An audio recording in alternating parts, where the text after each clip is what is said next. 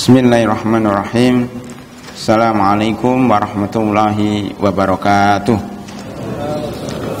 Alhamdulillahirabbil alamin. Wassalatu wassalamu ala asyrafil anbiya'i wal mursalin wa ala alihi wa sahbihi wa tabi'ina lahum bi ihsanin ila yaumiddin wa ba'd. Hadirin dan hadirat jamaah salat zuhur rahimakumullah. Alhamdulillah pada siang hari ini kita akan membahas satu buku baru, karena 3 buku sudah kita selesaikan. Yang pertama tanya jawab ringan dan aktual seputar sholat, yang kedua tanya jawab ringan dan aktual seputar puasa, yang ketiga jilbab menurut syariat Islamiyah. Kita akan bahas buku yang keempat yang berjudul Halal dan Haram dalam Pengobatan. Halal dan Haram dalam Pengobatan. Ini buku berisi tentang fikih kedokteran. Untuk memperluas wawasan atau pembahasan, kita tidak menggunakan kedokteran. Karena kedokteran selain dokter nggak tercakup. Tapi kalau pengobatan baik dengan sistem kedokteran maupun tidak, itu tercakup dalam buku ini. Dalam buku ini ada 16 masalah yang dibahas di dalamnya, pendapat para ulama beserta dalil-dalilnya. 16 masalah ini terkait dengan masalah-masalah kontemporer. Di antaranya adalah bab pertama, hukum khitan wanita. Bab kedua, hukum khitan dengan laser. Bab ketiga, hukum operasi selaput darah. Yang keempat, status waria. Yang kelima, hukum operasi kelamin. Yang keenam, hukum aborsi. Yang ketujuh, kematian otak. Yang kedelapan, hukum etanasia. Yang kesembilan, hukum berobat dengan barang haram. Bab ke-10, hukum bank ASI. Bab 11, hukum operasi dan pencangkokan organ tubuh. Bab 12, hukum bayi tabung. Bab 13, hukum donor anggota tubuh. Bab 14, hukum sterilisasi. Bab 15, hukum rokok. Bab 16, hukum mengoles tubuh dengan arak. Hadirin rahimakumullah, kita akan mulai dari bab pertama, yaitu hukum khitan wanita. Kenapa khitan wanita? Karena khitan laki-laki sudah maklum, hampir semuanya tahu, dan hampir semuanya yang di sini sudah dikhitan semuanya. Maka nggak perlu kita bahas. Kita membahas itu hal-hal yang susah, menjadi pro dan kontra, silang pendapat antara para ulama, itu yang kita bahas. Yang sudah kita bahas, yang sudah biasa dilakukan orang dan sudah semuanya hampir dikatakan sudah khitan, karena salah satu syarat masuk pesantren al-Islam itu harus sudah dikhitan. Kalau belum dikhitan nggak boleh jadi mahasiswa. Itu syarat yang terbaru, yang paling mutakhir. Jadi rahimakumullah, hukum khitan wanita. Saya mulai dengan hadis Rasulullah SAW. Jadi salah satu manhaj metodologi buku ini adalah semua masalah diawali dengan ayat atau dengan hadis, untuk menunjukkan bahwa ayat dan sunnah itu, ayat dan hadis itu bisa mencakup seluruh zaman, bisa menjangkau seluruh zaman. Update terus, walaupun ayatnya dikit, hadisnya terbatas, tapi ternyata bisa disimpulkan untuk membahas hal-hal yang kontemporer. Sabda Rasulullah SAW, khamsun minal fitrah. 5 hal yang termasuk fitrah manusia. Fitrah ada sesuatu yang diciptakan oleh Allah dalam diri manusia. Artinya manusia itu akan senang dengan hal itu. Apa itu? Pertama, khitan. Khitan itu masuk fitrah manusia. Yang kedua apa? Wal istihdad, mencukur bulu kemaluan. Menggunakan kata-kata hadid. Istihdad biasanya mencukurnya dengan besi. Ini pisau yang ada besinya. Istihdad atau cukur yang memang cukur itu dari besi. Wa taqlim al-adhafir al-adfar, yaitu memotong kuku. Wa natful ibti, mencabut, bukan mencukur. Nabtu, mari kita bahas kata-kata dalam bahasa Arab yang terdapat dalam Al-Quran dan Sunnah. Nabtu itu mencabut, ibti bulu ketiak, jadi bukan dicukur. Kemudian bulu kemaluan bukan dicabut tapi dicukur. Jangan terbalik-balik. Ini kita menggunakan hadis. Orang terbalik, ya, bulu kemaluan dicabut, yang ketek dicukur, terbalik.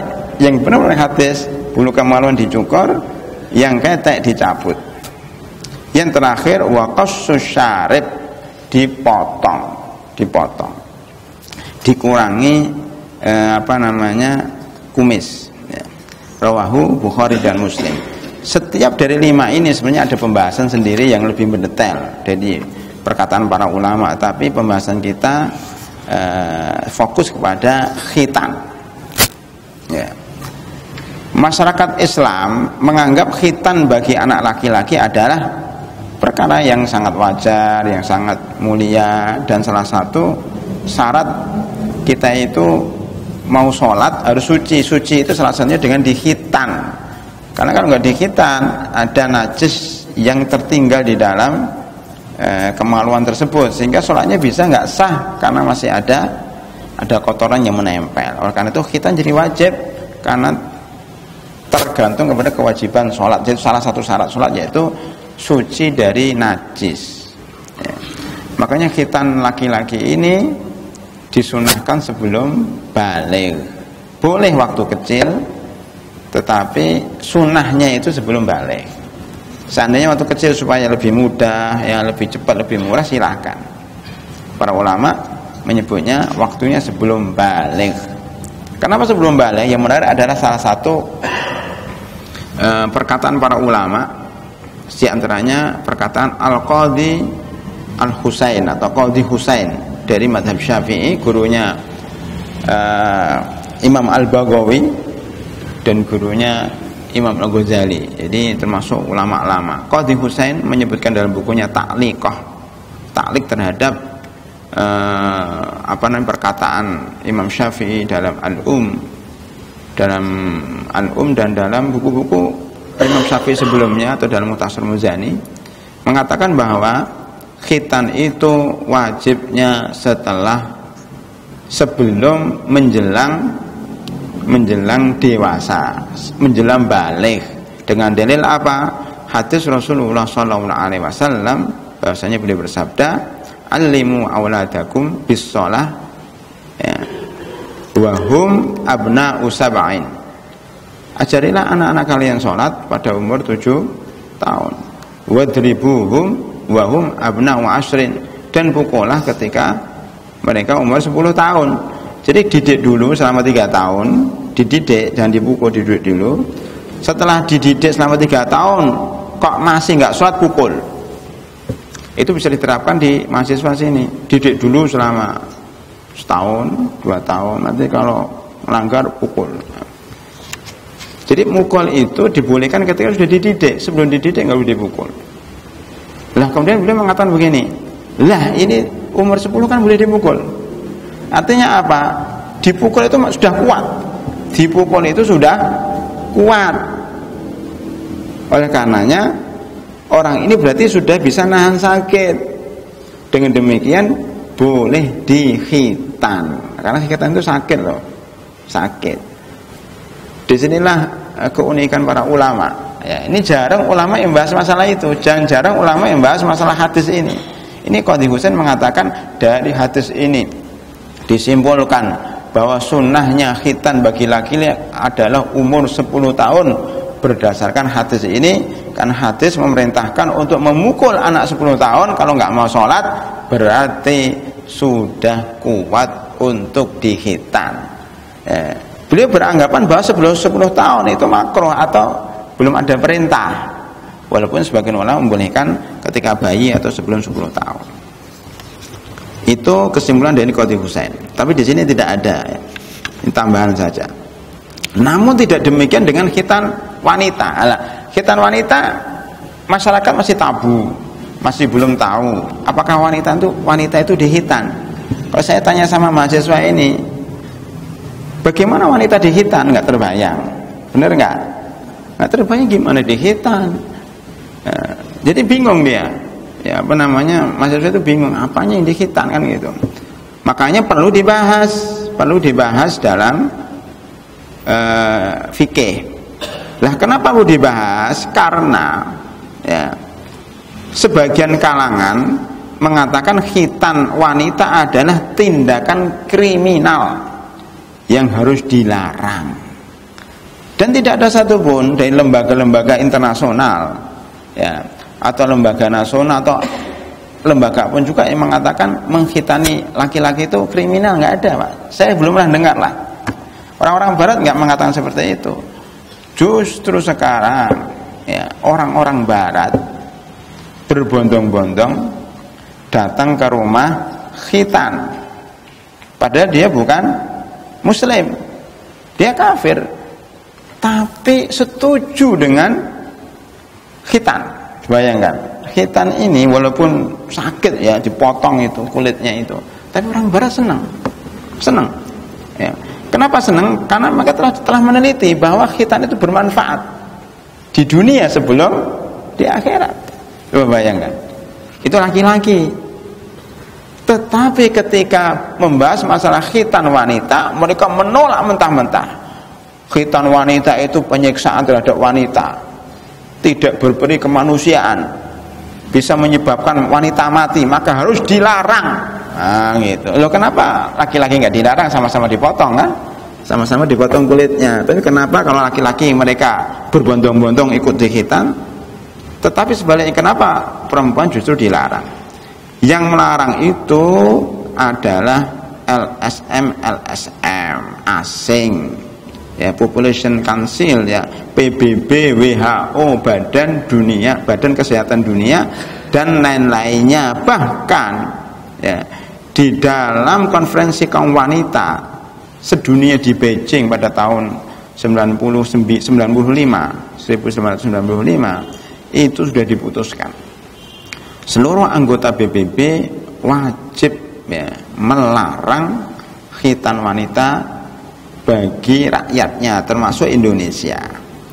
Di Amerika Serikat ya, umpamanya ya, itu kaum wanita mendorong pemerintah membuat undang-undang larangan sunat perempuan. Di Belanda umpamanya khitan pada perempuan diancam hukuman 12 tahun ya, yang mengkhitan itu diancam hukuman 12 tahun ya. Pelarangan khitan ini juga pernah diterapkan di Mesir. Coba banyak di Mesir kan sekuler ya, negara muslim tapi kemudian sekuler akhirnya ya. Kenapa? Walaupun undang-undangnya Islam, dasarnya Islam, tapi penerapannya sekuler. Banyak orang-orang sekuler yang berkuasa di pemerintah kayak Indonesia lah ya. Nah kenapa seperti itu? Karena salah paham. Saya ingin dikit cerita bahwa asal muala PBB ya, melarang khitan itu kejadian ada di Mesir. Di Mesir itu sejak zaman Fir'aun itu sudah ada khitan wanita. Sejak zaman Fir'aun sudah ada khitan wanita. Tapi khitan wanita pada zaman Fir'aun itu kejem ya, jadi khitannya itu nggak pakai aturan sehingga banyak yang terluka. Dan itu menjadi adat istiadat masyarakat Mesir sesudahnya sampai datang Islam pun ya, itu diteruskan. Jadi orang Islam terutama yang di desa-desa, di pedesaan, itu bayi yang lahir ya, atau anak kecil perempuan yang belum dikhitan oleh tukang khitan. Jadi tukang khitan di Mesir itu laris. Bukan hanya tukang khitan, tukang cabut ketek itu laris. Bukan hanya tukang cabut ketek, tukang cabut bulu kemaluan pun laris. Itu di Mesir. Ya saya dapat informasi ya, pelakunya, dan ada salah seorang pembantu orang Indonesia yang disiksa oleh majikannya, lari ke rumah saya waktu di Mesir dan diceritakan seluruh pekerjaan dia di rumah itu ya. Dan apa yang dia lihat di rumah itu salah satunya hampir tiap ya sebulan sekali atau setengah bulan sekali ada ibu-ibu yang datang ke rumah itu bersihkan ya yang berbulu-bulu itu ya. Kepada ada anaknya di situ ya. Pokoknya jelas bahwa Mesir ini memang udah lama ya, budaya lama atau mempunyai kebudayaan yang sangat-sangat jauh, sangat lama ya. Nah, salah satunya khitan ini. Ternyata di pedesaan Mesir itu ada ibu-ibu itu tukang khitan perempuan. Dia tidak pernah belajar kedokteran, tidak pernah belajar kesehatan, udah kebiasaan turun-temurun.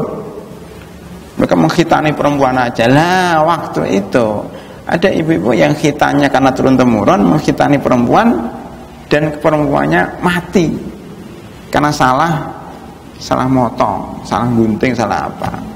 Ya, karena mati itulah kemudian wartawan-wartawan dari barat, CNN dan lain-lainnya itu kemudian menyorotin, besar-besarkan masalah itu, dibawa ke PBB. Dari satu kejadian itu. Nah, dengan bahan dari Mesir itu akhirnya PBB memutuskan ini tidak berbeda kemanusiaan. Khitan wanita itu menyebabkan matinya, menyebabkan korban. Salah satunya di Mesir dan seterusnya, akhirnya dilaranglah khitan wanita tersebut. Itu sejarahnya seperti itu. Itu menunjukkan manhaj atau metodologi orang-orang barat di dalam menyelesaikan masalah itu seperti itu. Tidak diteliti secara menyeluruh. Satu kasus kemudian dipukul rata. Termasuk dalam menangani teroris, dalam menangani apa saja itu begitu. Ada satu sampel itu, contoh ya. Itu kemudian dianggap semuanya berbuat salah. Padahal kan nggak begitu. Ini kan kesalahan, iya kita akui itu kesalahan. Tetapi ini oknum, bukan kesalahan khitan wanita, kesalahan oknum. Kalau begitu, kalau caranya berpikir seperti itu, ada dokter ya bedah salah atau keliru atau nggak berhasil mati. Menurut konsep barat berarti seluruh dokter harus dilarang, pembedahan dilarang, operasi dilarang karena menyebabkan mati. Tapi itulah nggak dilakukan oleh barat kan. Itu teknik strategi barat untuk membungkam Islam itu begitu. Ada satu kesalahan, bahkan kesalahannya dicari-cari, kalau ketemu dibesar-besarkan. Loh ini loh Islam kayak gini, salah. Padahal itu kesalahan oknum. Iya kita akui salah, karena itu oknum, perbuatan oknum. Ada orang Islam yang keras, ya itu ngebom sana ngebom sini, wah itu dianggap Islam itu teroris dan sebagainya. Lah ini ya strategi barat seperti itu, maka harus kita tolak. Cara berpikir seperti itu, cara berpikir yang salah, termasuk masalah khitan ini. Jadi pembahasannya gimana, kesimpulannya bahwa khitan wanita oleh barat dilarang karena ada oknum yang salah praktek dalam mengkhitan seorang perempuan sehingga menyebabkan mati. Ini tidak bisa dijadikan dalil kalau khitan wanita itu tidak boleh.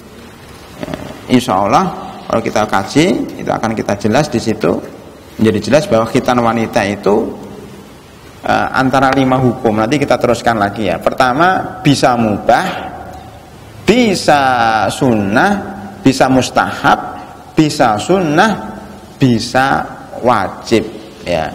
Saya ulangi lagi, bisa haram, bisa makruh, bisa mubah, bisa istihbab, bisa sunnah, dan bisa wajib. Bahkan ada 5 atau 6 hukum. Bagaimana rinciannya? Nanti insya Allah akan kita bahas pada pertemuan mendatang. Demikian, subhanakallahumma bihamdika asyhadu an la ilaha illa anta astaghfiruka wa atubu ilaik. Assalamualaikum warahmatullahi wabarakatuh. شكرا هديت قلبي شكرا نورت دربي شكرا